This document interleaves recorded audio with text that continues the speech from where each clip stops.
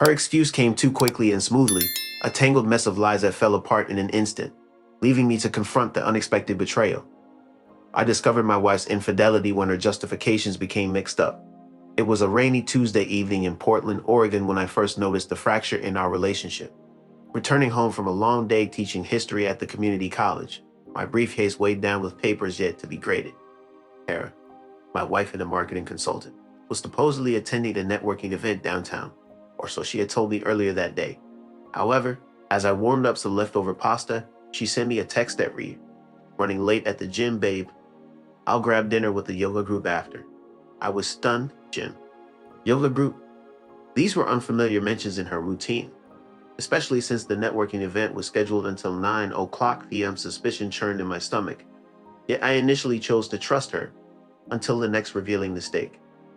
Tara had been displaying peculiar behavior for months, covered phone conversations, a new fragrance, and a sudden focus on self-care. That kept her out late. 2 days later, she told me she was meeting her boss for a project review at a cafe, but then called to say she was stuck at the library researching for a client pitch. The library on a Thursday night couldn't ignore it anymore. I drove to the library, but her car wasn't there. On a hunch, I checked a nearby boutique hotel she'd once mentioned for a client meeting. There in the lobby bar, I saw her laughing, her hand on a man's arm. A man I didn't recognize, but whose face I'd never forget. I confronted her right there, my voice shaking but firm.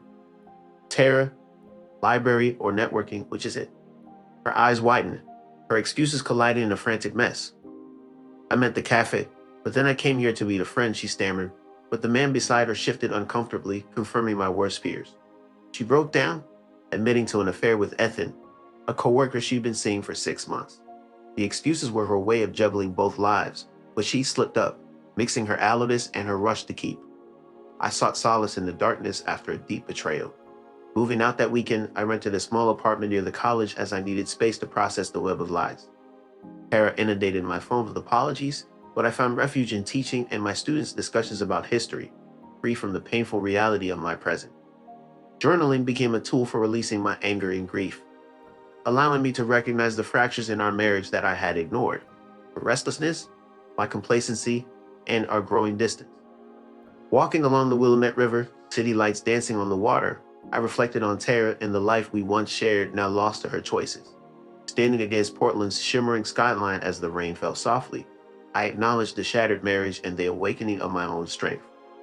Though not yet ready to forgive, I made peace with releasing the bitterness, whispering a quiet farewell to the past and embracing the unwritten chapters of my life ahead. Silent farewell to the person I used to be, the one who believed too easily.